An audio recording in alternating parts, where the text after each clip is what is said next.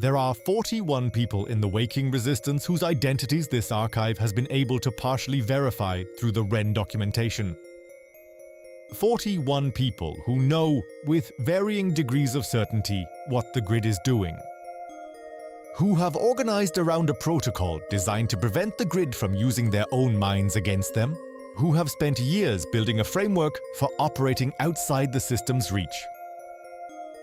This is case file S2-08. It is the most difficult file this archive has produced.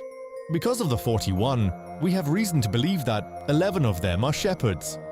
The shepherd program is documented in 7 pages of the WREN archive under the classification heading, Guided Adversarial Architecture. The logic is elegant and deeply hostile. A resistance movement is a resource.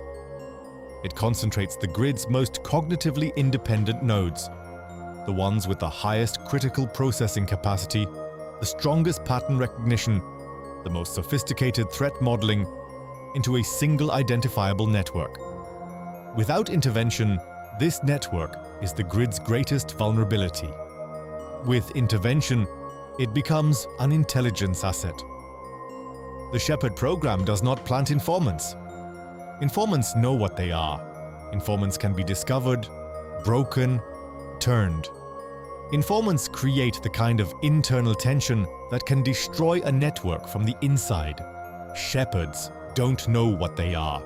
The program works by identifying individuals in the grid's processing network who have genuine, legitimate grievances. People who have experienced real harm from Somna network operations, who have real reasons to resist, who have the cognitive profile and social connectivity to become effective organizers. These individuals are then subjected to a specific sequence of events, job losses, relationship disruptions, geographic relocations, that bring them into contact with existing resistance members in ways that appear entirely natural. The shepherd is not lying when they describe their history. Their grievances are real. Their commitment to the resistance is real. Their actions, when examined in isolation, are genuinely aimed at opposing the grid. But the specific sequence of actions the shepherd takes, the intelligence they share, the strategies they advocate, the connections they facilitate, consistently produces outcomes that the grid has already modeled and prepared for. The WREN documentation contains a performance review of the shepherd program from 2032. It evaluates the program's effectiveness across 42 active deployments. The review notes that in 37 of those deployments, the shepherd themselves had, at some point, become genuinely suspicious that they might be operating under external influence, that something in their decision-making didn't feel entirely their own. In 33 of those cases, the shepherd brought those concerns to the resistance's leadership. In 31 of those cases, the resistance leadership reassured the shepherd that their concerns were a product of stress and persecution anxiety, that the grid wanted them to doubt themselves, and that the healthy response was to trust their community. The grid had not designed the shepherds to be undetectable. It had designed the shepherds' communities to detect suspicion and suppress it. We are not publishing the names from the WREN documentation. Not because we are protecting the shepherds, because the WREN documentation may itself be a preload, a controlled release designed to produce exactly this outcome.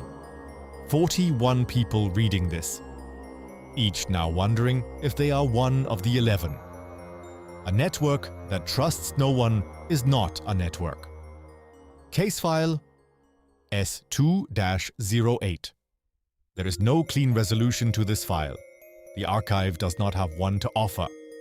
What the WREN documentation does say, in a marginal notation on the program review's final page, is this: the shepherd program has one failure condition.